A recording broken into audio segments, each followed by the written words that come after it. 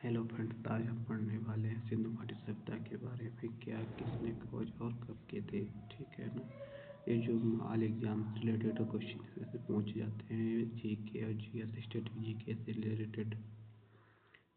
तो आपको आज बताने वाले हैं हम सिंधु घाटी सभ्यता के बारे में। तो आप कृपया काफ़ी पेन लेके बैठ जाएं और नोट करते चले साथ में। चलिए हम लोग टाइम को वेस्ट न करके स्टार्ट करते हैं। तुम्हारा पहला क्वेश्चन है, सिंधु घाटी सभ्यता की खोज किसने और कब की थी। इसकी जो खोज है वो किसने और कब की थी। पहला हमारा 1921 में राम सयानी ने हड़प्पा की खोज की। 1921 में दयाराम सयानी ने हड़प्पा की खोज की। दूसरा, मोहनजोदड़ो की खोज 1922 में रामदयाल बनर्जी ने की। तीसरा, यह सभ्यता 2500 से पूर्व से 1700 से पूर्व तक मानी जाती है। ठीक है ना। क्वेश्चन नंबर दूसरा, सिंधु घाटी सभ्यता का प्रमुख नगर कौन सा है। सिंधु घाटी सभ्यता का प्रमुख नगर हड़प्पा और मोहनजोदड़ो को प्रमुख नगर मानते थे। मोहनजोदड़ो का अर्थ था मृतकों का टीला। दोनों नगर योजनाबद्ध तरीके से बनाए गए थे। क्वेश्चन नंबर तीसरा, सिंधु घाटी के लोग किस धर्म को मानते थे। तो सिंधु घाटी के लोग प्रकृति का और मृत देवी की पूजा करते थे। पशुपतियों की मुद्रा पाई गई। धार्मिक प्रतिमा वृक्ष और जानवर शिल्प के प्रमुख थे। क्वेश्चन नंबर 4, सिंधु घाटी की सभ्यता का प्रमुख व्यवसाय क्या था। कृषि, व्यापार और शिल्प कला का मुख्य व्यवसाय थे। सबसे पहले कपास की खेती यहीं पर प्राप्त हुई। सिंधु घाटी सभ्यता में धातु शिल्प और मुद्रा निर्माण प्रसिद्ध थे। इसके बाद आता है क्वेश्चन नंबर 5, सिंधु घाटी में किस धातु का सबसे ज़्यादा प्रयोग होता था। तो सिंधु घाटी में सबसे ज़्यादा कांस्य का प्रयोग होता था, जो सबसे अधिक होता था। इसीलिए इसे कांस्य युग की सभ्यता भी कहते हैं। तांबा, चांदी और सोना भी उपयोग में थे।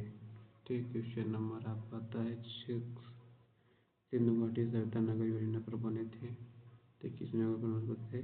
नगर ग्रिड प्रणाली आधारित थे। सड़कें एक दूसरे को समकोण पर काटती थी। हर घर नागज में जल निकासी था। आप इसे शॉर्ट ले सकते हैं इसका। क्वेश्चन नंबर 7,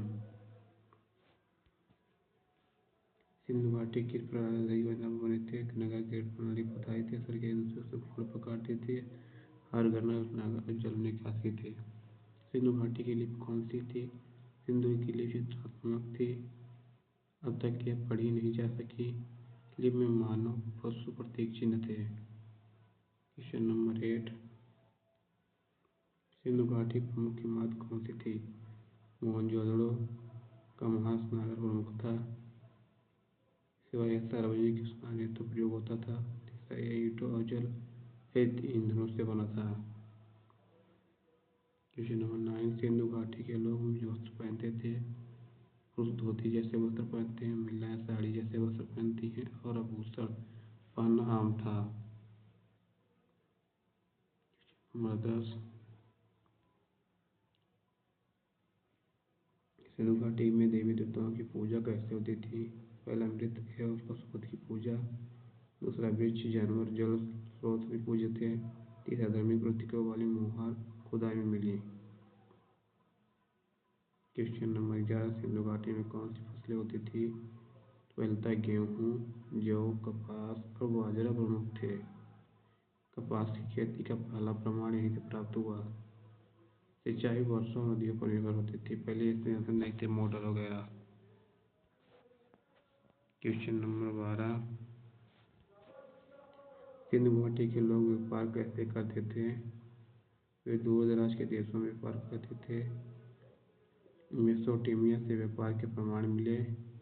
व्यापार में मोहर और माप यंत्रों का प्रयोग होता था। सिंधु घाटी में पालतू जानवर कौन कौन से थे। तो बैल, गाय, भेड़, बकरी और हाथी पाले जाते थे। इसके बाद है घोड़े के प्रमाण बहुत कम मिले हैं। पशुपालन कृषि की सहायता कार्य के लिए है।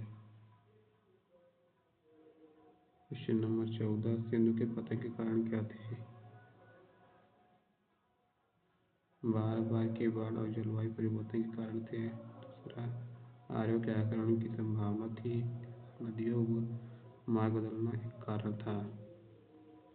क्वेश्चन नंबर 15, सिंधु घाटी के लोग मुद्रा पर क्यों प्रयोग नहीं करते थे? सतह मुद्रा का प्रयोग नहीं होता था। दूसरा, वस्तु विनिमय प्रणाली प्रचलित थी। तीसरा, व्यापार में वजन और माप उपयोगी थे। सिंधु घाटी में जल निकासी की व्यवस्था कैसी थी? नगरों में पक्की नालियों की व्यवस्था कैसी थी? हर घर से पानी अलग निकासी पाता था। बहुत अधिक उन्नत प्रणाली थी। क्वेश्चन नंबर 17, सिंधु घाटी की प्रमुख मूर्तियाँ कौन सी थी?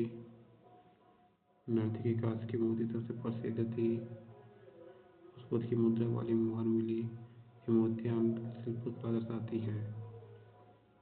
आपका ये होता है आज आगे पढ़ेंगे 18 से क्वेश्चन नंबर से। आप लोग इसका स्क्रीनशॉट ले लीजिएगा सभी का।